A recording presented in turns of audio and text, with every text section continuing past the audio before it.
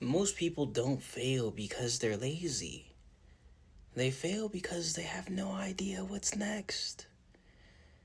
It's easy to have their attention stolen and their time robbed at the same time because they got their attention taken. It's easy for that to happen when there's gaps, when there's moments of, oh, I wonder what to do next, when there's decision fatigue. Do you know how many times I've had where I completed a task and then I didn't know exactly what I wanted to do next, so therefore I opened my phone just to find something to occupy myself. And then I ended up doing a lot of activities that don't move the needle in my life. I did a lot of activities that stole away from the time that I could have spent doing something productive.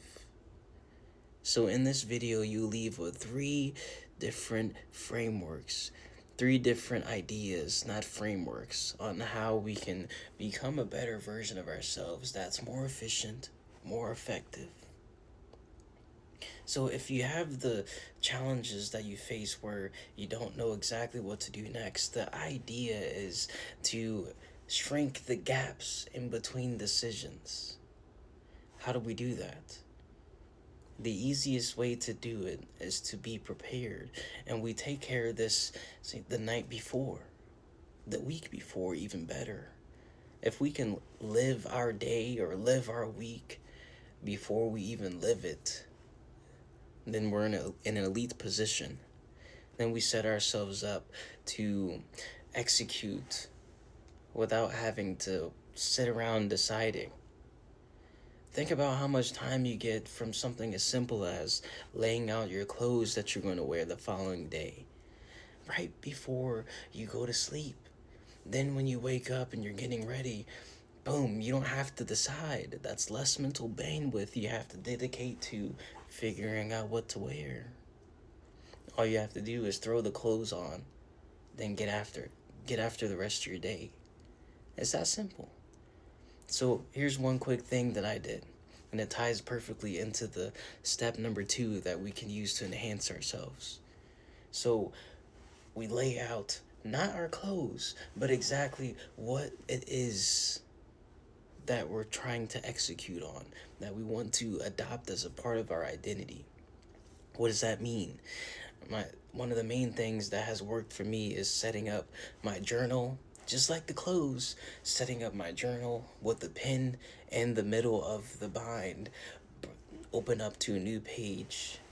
Then if I want to take my reading habit and I want to instill that in myself, then I put that right next to the journal and I open it up to a fresh page, the page that I'm going to be starting on the following day.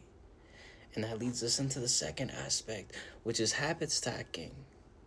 So if we take that number 1, where we remove the decision gaps, where we remove a possibility for us to be decision fatigue, and we take that and combine it with habit stacking of, all right, as soon as I do this, then it's a seamless transition into this. Whereas in this scenario, it's the journal right into the reading of the book, then right into whatever your other habit is going to be, whether that be having your shoes, your gym clothes laid out, your shoes right next to it, so as soon as you execute on journaling, reading, then boom, you put on the clothes, then you're at the door. It's that simple. And that ties perfectly into the following step. The last step that's going to help us enhance ourselves to another level is remove the friction. Friction is the enemy. If it's friction in between you and doing X, then it's going to be harder for you to want to do X, especially when it's something that's inherently something you don't want to do, like a discipline action, like moving some heavy weights around.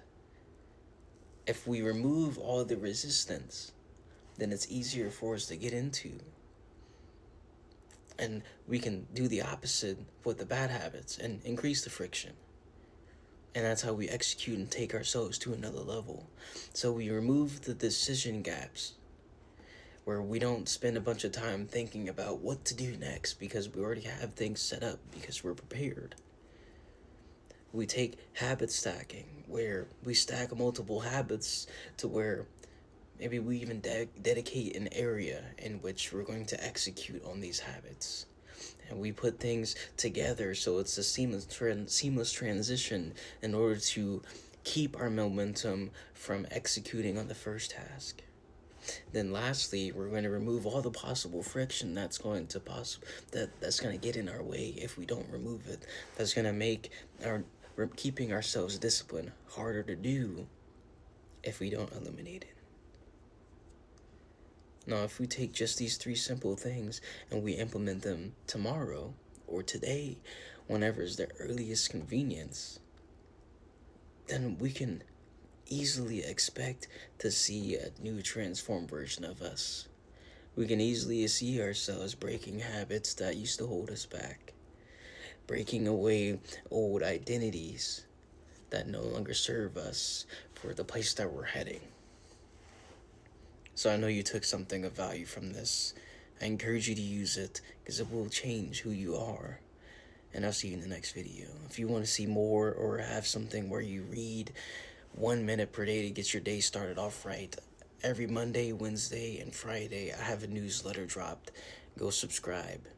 thevoiceofstrength.com. And I'll see you in the next video. Adios for now.